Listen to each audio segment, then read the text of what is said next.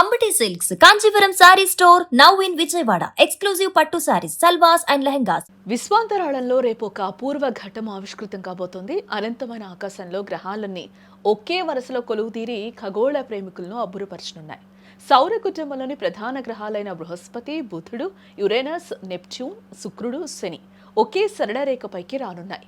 ఈ అరుదైన దృశ్యాన్ని ఖగోళ శాస్త్రవేత్తలు ప్లానెటరీ పరేడ్ లేదా గ్రహాల పరేడ్గా పిలుస్తున్నారు. సాధారణంగా 2 లేదా 3 గ్రహాలు ఒకే దగ్గర కనిపించడం మనం చూస్తూ ఉంటాం.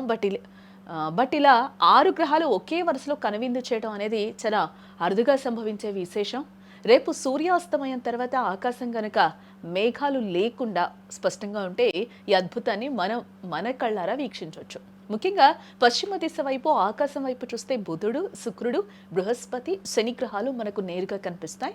వీటిలో శుక్రగ్రహం అత్యంత ప్రకాశవంతంగా మెరుస్తూ ప్రత్యేక ఆకర్షణగా నిలుస్తుంది.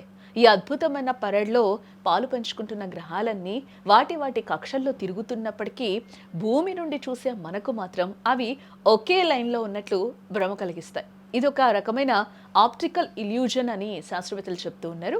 అయితే ఈ 6 గ్రహాల్లో అన్నింటినీ మనం నేరుగా కంటితో చూడలేం. బుధుడు, శుక్రుడు, బృహస్పతి మరియు శని గ్రహాలు కాంతివంతంగా ఉండటం వల్ల సాధారణ కళ్ళతో చూడటానికి వీలవుతుంది. కానీ భూమికి అత్యంత దూరంలో ఉండే యురేనస్ మరియు నెప్ట్యూన్ గ్రహాలను చూడాలంటే మాత్రం ఖచ్చితంగా బనాక్యులర్లు లేదా శక్తివంతమైన టెలిస్కోప్లు అవసరమవుతాయి. సూర్యాస్తమయం ముగిసిన వెంటనే ఆకాశంలో పశ్చిమ దిశలో ఈ గ్రహాల సందడి మొదలవుతుంది. ఈ సమయంలో వాతావరణం అనుకూలిస్తే, అంటే ఆకాశం నిర్మలంగా ఉంటే ఎటువంటి అడ్డంకులు లేకుండా ఈ దృశ్యాన్ని మనం ఆస్వాదించవచ్చు. ముఖ్యంగా కాలుష్యం తక్కువగా ఉన్న ప్రాంతాల నుండి ఈ వ్యూ మరింత స్పష్టంగా కనిపిస్తుందని కూడా చెప్తూ ఉన్నారు.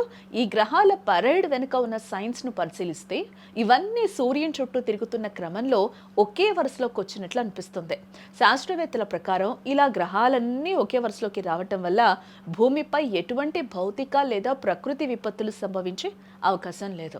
ఇది కేవలం ఒక ఖగోళ వింత మాత్రమే. ఇలాంటి సంఘటనలు జరిగినప్పుడు ఖగోళ శాస్త్రంపై ఆసక్తి ఉన్నవారు, విద్యార్థులు తమ టెలిస్కోప్తో సిద్ధంగా ఉంటారు.